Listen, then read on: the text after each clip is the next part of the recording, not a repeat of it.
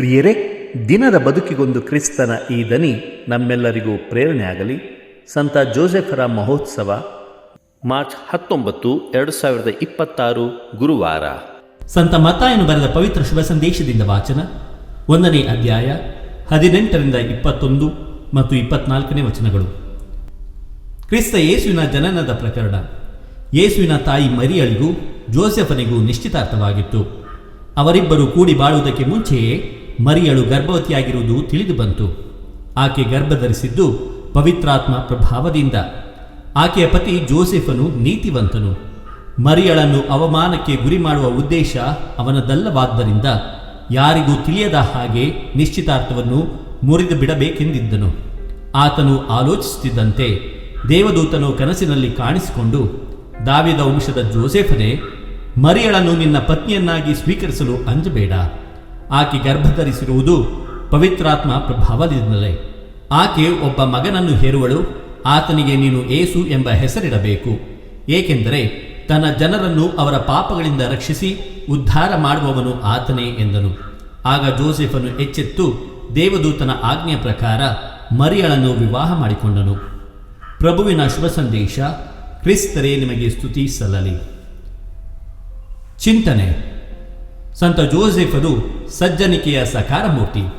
ಪ್ರಭು ಯೇಸು ಕ್ರಿಸ್ತರಲ್ಲಿ ನನ್ನ ಆತ್ಮೀಯ ಸಹೋದರ ಸಹೋದರಿಯರೇ, ಸಂತ ಜೋಸೆಫರ ಬದುಕು ಗೌಪ್ಯವಾದ ಬದುಕು. ಶುಭ ಸಂದೇಶಗಳಲ್ಲಿ ಕೇವಲ 3 ಬಾರಿ ಅವರ ಬಗ್ಗೆ ಉಲ್ಲೇಖ ಮಾಡಲಾಗಿದೆ. ಆದರೆ ಈ ಗೌಪ್ಯ ಬದುಕಿನಲ್ಲಿಯೂ ಕೂಡ ಸಜ್ಜನಿಕೆಯ ಸಕಾರ ಮೂರ್ತಿ ಇವರು. ಕನಸಿನಲ್ಲಿ ಕಾಣಿಸಿಕೊಂಡ ದೇವದೂತರ ಆಜ್ಞೆಯ ಮೇರೆಗೆ ಮರಿಯಳನ್ನು ಹಾಗೂ ಯೇಸುವನ್ನು ಪೋಷಿಸಿ ಪಾಲಿಸುವ ಜವಾಬ್ದಾರಿಯನ್ನು ಹೊತ್ತುಕೊಳ್ಳುತ್ತಾರೆ ಸಂತ ಜೋಸೆಫರು. ಈ ಮೂಲಕ ಸಂರಕ್ಷಣಾ ಚರಿತ್ರೆಯಲ್ಲಿ ಮುಖ್ಯವಾದ ಪಾತ್ರವನ್ನು ವಹಿಸುತ್ತಾರೆ. ಹಾಗಾಗಿ ಈ ಗೌಪ್ಯ ಬದುಕು ನೀರಸದ ಬದುಕಾಗಿರಲಿಲ್ಲ, ಬದಲಿಗೆ ಪರಾರ್ಥದಲ್ಲಿ ಸಂತಸ ಕಾಣುವ ಚೈತನ್ಯದ ಬದುಕಾಗಿತ್ತು. ನಾವು ಮಾಡುವ ಕಾರ್ಯಗಳು ಎಲ್ಲರಿಗೆ ಗೋಚರವಾಗಿ ಎಲ್ಲರಿಂದ ಪ್ರಶಂಸೆಯನ್ನು ತಮ್ಮದಾಗಿಸಿಕೊಳ್ಳಬೇಕೆಂಬುದು ಮಾನವನ ಸಹಜ ಬಯಕೆ. ಹೆನ್ರಿ ನ್ಯೂಮನ್ ಪ್ರಕಾರ ಜನರಿಂದ ಗೌಪ್ಯವಾದ ಹಾಗೂ ದೇವರಿಗೆ ಮಾತ್ರ ತಿಳಿದಿರುವ ಕಾರ್ಯಗಳು ನಮ್ಮನ್ನು ಪಾವನತೆಯ ಹಾದಿಯಲ್ಲಿ ಮುನ್ನಡೆಸುತ್ತವೆ. ಆತ್ಮೀಯರೇ, ಸಂತ ಜೋಸೆಫರು ನಿಜವಾಗಲೂ ಆದರ್ಶಪ್ರಾಯರು. ಸಂತ ಜೋಸೆಫರು ದೈವಭಕ್ತರು, ನೀತಿವಂತರು ಆಗಿದ್ದರು.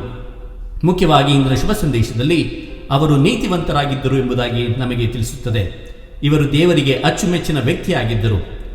ದೇವರ ದೃಷ್ಟಿಯಲ್ಲೇ ನೀತಿವಂತರು ಎಂಬುದಾಗಿ ಹೇಳಿದರೆ ಅವರು ಇನ್ನೆಷ್ಟು ಅವರ ಜೀವನ ಎಷ್ಟು ಪರಿಶುದ್ಧವಾಗಿತ್ತು ಎಂಬುದನ್ನು ನಾವು ಊಹಿಸಿಕೊಳ್ಳಬಹುದು.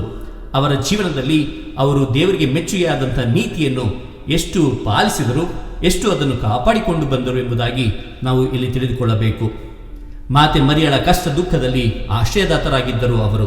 ಪ್ರಭು ಕ್ರಿಸ್ತರಿಗೆ ಆದರ್ಶ ತಂದೆಯಾಗಿ ಪವಿತ್ರ ಕುಟುಂಬದ ನಿರ್ವಹಣೆಯಲ್ಲಿ ಸಫಲರಾದ ಮಹಾತ್ಯಾಗಮಯಿ ಸಂತ ಜೋಸೆಫರು. ಅಂದಿನ ಸಮಾಜದಲ್ಲಿ ನೀತಿವಂತರಾಗಿ ಜೀವನ ಸಾಗಿಸುವುದು ಅಷ್ಟು ಸುಲಭವಾಗಿರಲಿಲ್ಲ ಇಂದು ಕೂಡ. ಆದರೂ ಜೋಸೆಫರು ತಮ್ಮ ಸರಳ ಹಾಗೂ ಉದಾರ ಮನಸ್ಸಿನಿಂದ ಜನರ ಮೆಚ್ಚುಗೆಗೂ ಪಾತ್ರರಾಗಿದ್ದರು.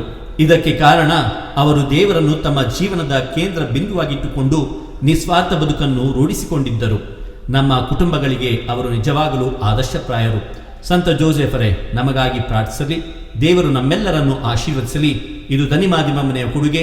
ಧ್ವನಿ ವಂದನೆಯ ಸ್ವಾಮಿ ಶಾಂತಕುಮಾರ್ ಜೆ, ಬೆಂಗಳೂರು ಮಹಾಧರ್ಮ ಕ್ಷೇತ್ರ. ಪ್ರಿಯರೇ, ಈ ಚಾನೆಲ್ ಅನ್ನು ಸಬ್ಸ್ಕ್ರೈಬ್ ಮಾಡಿ ಪ್ರತಿದಿನ ದೇವರ ವಾಕ್ಯವನ್ನು ಆಲಿಸುತ್ತಾ ಅದನ್ನು ಇತರರೊಂದಿಗೆ ಹಂಚಿಕೊಳ್ಳಲು ನಮಗೆ ನೆರವಾಗಿರಿ. ಧನ್ಯವಾದಗಳು.